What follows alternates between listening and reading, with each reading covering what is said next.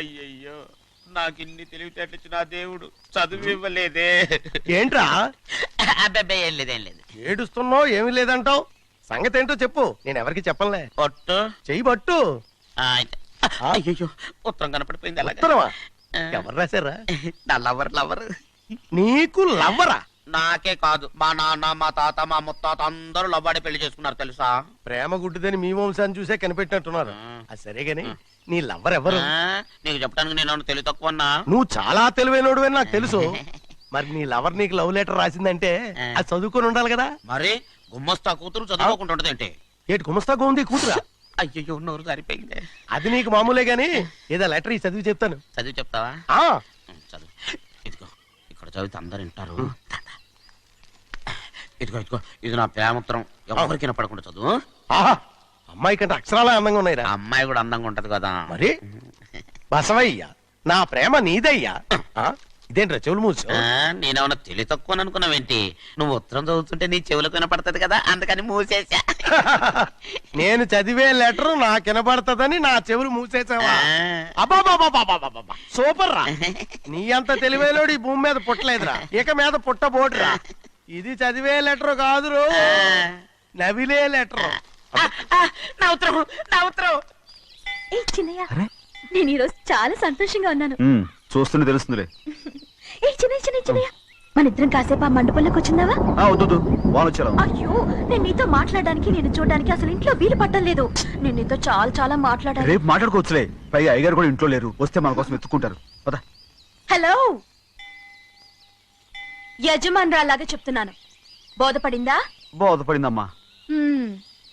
రండి. చెన్నమ్మాయి గారు కొండ మీద గుడికెళ్ళి వస్తామని చెప్పారు. పైగా మన చెన్నయ్య కూడా తోడెళ్ళాడు. ఇంకా భయపడతారు ఎందుకు? సాయంత్రం నుంచి వర్షం ఆకుండా కురుస్తాను. మధ్యలో కార్ రిపేర్ ఏదైనా అయి ఉంటే ఎందుకైనా మంచిది, ఒకసారి వెళ్ళి చూసేద్దాం. రైట్, నువ్వు వెళ్ళి బండి తీ. అలాగనే.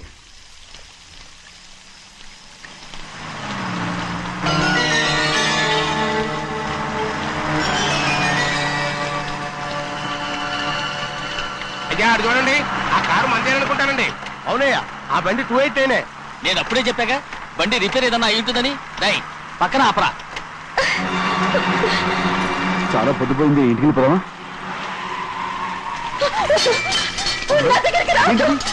నువ్వు కావాలని కారు రిపేర్ చెప్పావు. లెక్క పెడుతున్నావా? నేనా? అమ్మా,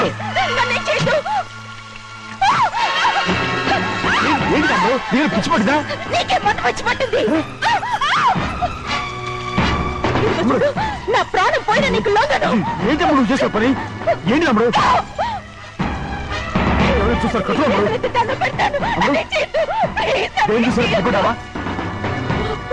ఎవరైనా వస్తారా? చెన్నయ్య,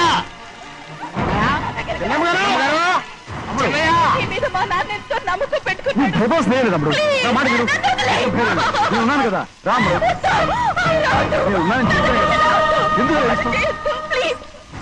ఇంకోమ్మడు నువ్వేం భయపడకమ్మడు, నా మాట విను. అమ్మడు ఆడమంటుంటే ఏంటి పిచ్చినాలేగా?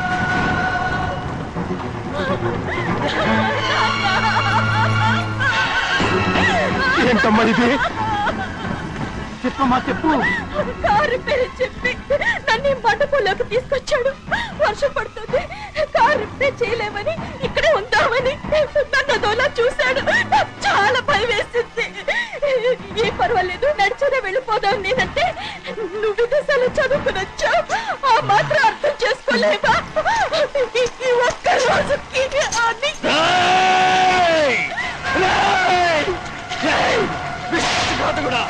ఎంత పని చేశావు? నేను నా బిడ్డలా చూసుకున్నాను. అలాంటిది నా కూతురు పట్టి మీ చేస్తావా? నువ్వు మనిషివి కాదురా, నువ్వు మనిషివి కాదు. రాక్షసుడివి, తల్లిపాలు తాగి తల్లి నమ్ముకుంటే నీచుడిరా. నాకే వచ్చిన నయవంచుకుడిరా. ద్రోహి, ఇవాళ నుంచి నేను చచ్చిపోయాను అనుకోరా. ఇక నా ఇంటి గడప తొక్కతో నిన్ను ఎలా పెంచాను రా? నా సొంత బిడ్డ కన్నా ఎక్కువగా పెంచాను. ఆ ఒకే ఒక్క కారణంగా నిన్ను ప్రాణాలతో వదులుతున్నాను. నీ బాగా నాకు చూపించుకో. ఇదే ఇంకోడైతే నువ్వు చేసిన తప్పుకి నరికేసి ఉండేవాడు.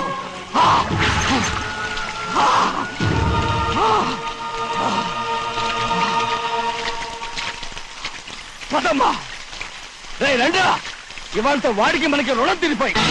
అబ్బాయి వద్దు చిన్నబ్బాయి, వెళ్ళొద్దు. నా మాట విను, 2 కుటుంబాలు కలవబోతున్నాయి. వద్దు చిన్నబ్బాయి. చిన్న వెళ్ళొచ్చు చిన్న, నా మాట విని చిన్న వెళ్ళొచ్చు చిన్నపిల్లలు నీకేం తెలుసు?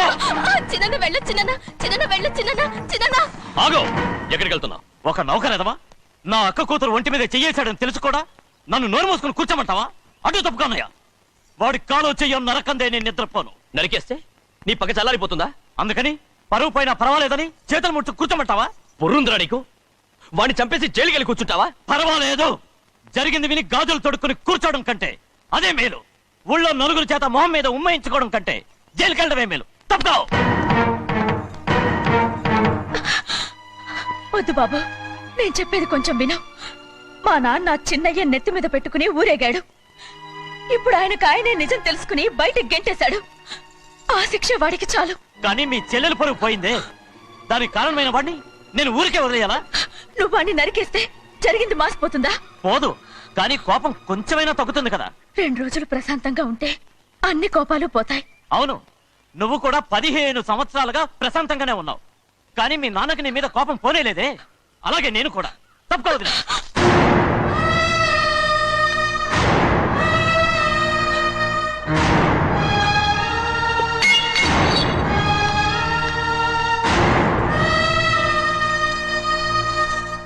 వాడి కోపంలో కూడా న్యాయం ఉంది గౌరీ. ఎవడో చేసిన దాన్ని ఎవడు చేసుకుంటాడు చెప్పు? న్యాయంగా చూస్తే వాడు చేసుకోవాల్సిన పిల్ల. వాడు మనతో పాటు చిన్న వయసులో వచ్చేసాడు కాబట్టి ఆ కుటుంబానికి విరోధయ్యాడు. పోన్లే, తను నాకు మర్యాద ఇవ్వకపోయినా నీకైనా ఇచ్చాడు. అచ్చా రే బండిదీరా. ఎందుకయ్యా చెన్నైని అడగాలి? కలుపు తీయడానికి ఎంతమంది కూలీలు కావాలో చెన్నైకే తెలుసండి. శనక్కాయలు ఏ కొట్లో అమ్మాలో చెన్నైకే తెలుసండి.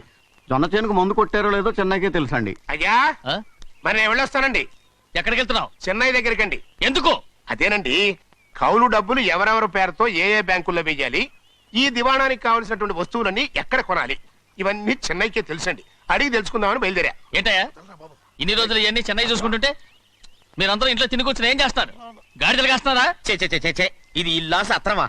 అబ్బా నువ్వు ఉండవయ్యా, నేను చెప్తున్నాను కదా. వంటింట్లో ఏమేం చేయాలో ఎంతెంత చేయాలో తెలియక అందరూ ఖాళీగా కూర్చున్నారు. 2 రోజుల నుంచి చెన్నై పళ్ళకు రావట్లేదటగా. వెంటనే డ్రైవర్ పంపించి చెన్నైని పిలిపించండి. 2 రోజులుగా నువ్వు ఎక్కడికి వెళ్ళావు? సముద్రం ఎలా ఉంటుందో చూద్దామని వైజాగ్ వెళ్ళానండి. వెళ్ళా సముద్రంలో అయ్యా.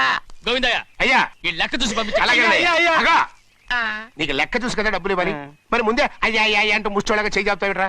నువ్వు ఎప్పుడు వచ్చావు, నీకు ఎంత ఇవ్వాలి చెప్పు. గుమ్మస్తా మీరా నేనండి. మీకు లెక్కలు తెలియకపోతే వెళ్ళి చెన్నై గారిని అడగండి. ఏంట్రా డబ్బా ఇస్తున్నావా? నన్ను ఉద్యోగం అనేది వెళ్ళిపోమన్నారు కదా. అంటే ఏడుస్తావిడ్రా. ఎక్కడికి వెళ్ళాలో ఎలా బతకాలో తెలియక ఏడుస్తుంటా. సరే ఏడో ఒక. ఇప్పుడు మా ఇల్లు చూసుకోవడానికి ఎవరు లేరురా. నా కూతురు కూడా ఇక్కడే పని చేస్తుంది. మరి నువ్వు మా ఇల్లు జాగ్రత్తగా చూసుకుంటావా? అలాగేనండి. ఈ ఉద్యోగం పర్మనెంట్ కదండి? అది నీ నరకం మీద ఆధారపడి ఉంటుంది. అంతే కదా. తప్పకండి. ఎలా అదేంట్రా నరాలు తగినట్టు నడుస్తున్నా? బాలేదా? ఇంకోటి నడుస్తాను. ఎలా? నువ్వు పర్మనెంట్ గా టెంపరవరీయే. అమ్మా, చెన్నైని ఇంట్లోంచి బయటికి పంపించినంత మాత్రాన నీ ఆత్మ శాంతించదని నాకు తెలుసమ్మా. త్వరలోనే అక్కయ్యని నాన్నని కలిపి మన 2 కుటుంబాలని ఒకటి చేస్తాను. వెనక ముందు చూసుకోకుండా గొడ్డను బాదినట్టు బాధేశారు. కూతురు ఏం చెప్తే అది నమ్మేటమేనా? అసలు ఏం జరిగింది, ఎలా జరిగిందని ఒక్క మాట అయినా అడిగాడు ఆ పెద్ద మనిషి. మరి నువ్వైనా చెప్పలేకపోయావేంటి?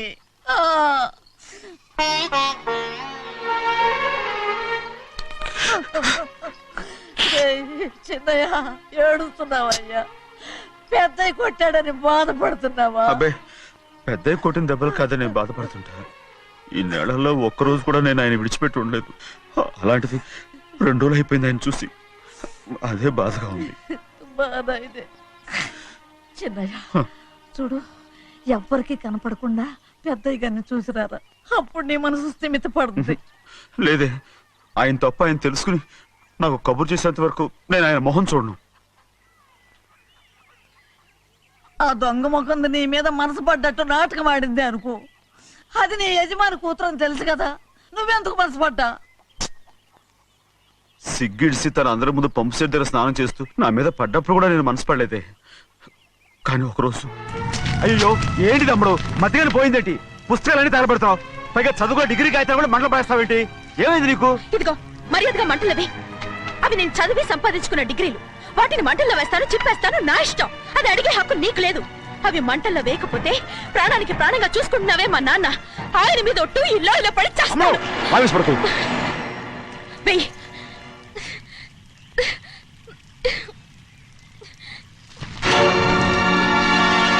తగలబెడుతుంది నువ్వు చదువుకున్న చదువుని కాదు, మా పెద్దయ్య పెంచుకున్న ఆశల్ని, ఆయన కన్న కళల్ని. పర్వాలేదు,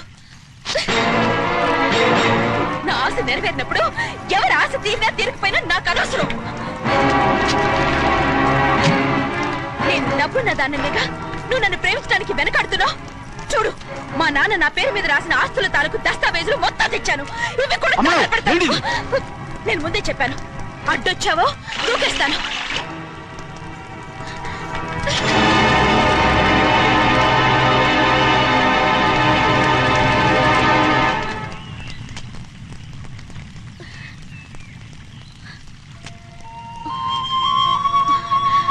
చూడు, ఇప్పుడు నేను ఒట్టి ప్రభావతిని. నాకు చదువు లేదు, డబ్బు లేదు. ఇప్పుడు నేను ఒప్పుకుంటావా? మరి చిన్నపిల్ల మాడతావేంటి? ఎన్ని చెప్పినా సరే నువ్వు మా పెద్ద కూతురువి, అలాంటిది నేను పెళ్లి చేసుకోవడం ఏంటి? మరి అర్థమైన మాడతావు.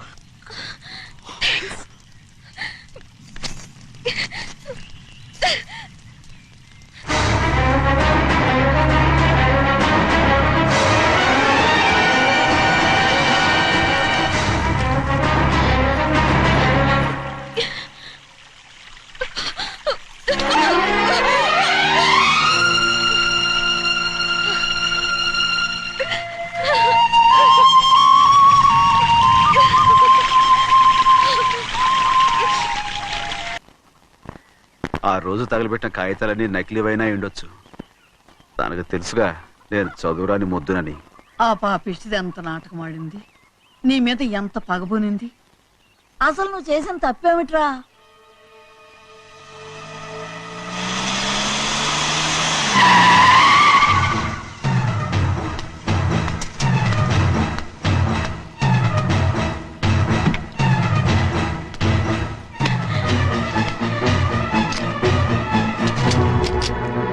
నేనా నీ వెంటబడి తిరిగాను? నేనా నేను ప్రేమించమని అడిగాను? నేనా నేను పెళ్లి చేసుకోమని అడిగాను? ఆ రోజు గుడికి రమ్మంది ఎవరు? వద్దన్న మండపానికి తీసుకెళ్ళింది ఎవరు? చేసినంత నువ్వు చేసి నేనేదో చేసిన అన్నావే. నేను నిజంగా పాప పోనీలే ఆడదాని వారు ఊరుకుంటున్నాను అనుకున్నావేమో. పొరపాటు. నన్ను ఎంతగానో నమ్మిన మా అయ్యగారు నన్ను అనుమానించి తప్పు పట్టారే, దానికి ఆ రోజు నా నోరు మూసుకుపోయింది. కానీ ఈ రోజు మాత్రం నేను ఊరుకునేది లేదు. చెప్పు, ఎందుకు చేసావు పని? కారణం చెప్పు. ఒకే ఒక్క కారణం, నిన్ను మా ఇంట్లోంచి వెళ్ళగొట్టాలి. ఎంతో ఇష్టంగా చూసుకునే మా నాన్న నిన్ను అసహించుకోవాలి. మా అక్క కుటుంబం 15 సంవత్సరాల నుంచి మా నాన్నకు దూరంగా ఉండటానికి కారణం నువ్వు. అంతేకాదు, మా అమ్మ మాకు లేకుండా పోవడానికి కారణం కూడా నువ్వే. అలాంటి నీకు మా ఇంట్లో రాజ మర్యాద, అందరి మీద అధికారం. కన్న కూతురైన నాకంటే మా నాన్నకి నీ మీద ఎక్కువ ప్రేమ. అందుకే నిన్ను ఇలా మోసం చేశాను, నమ్మించాను. అర్థమైందా? Good bye.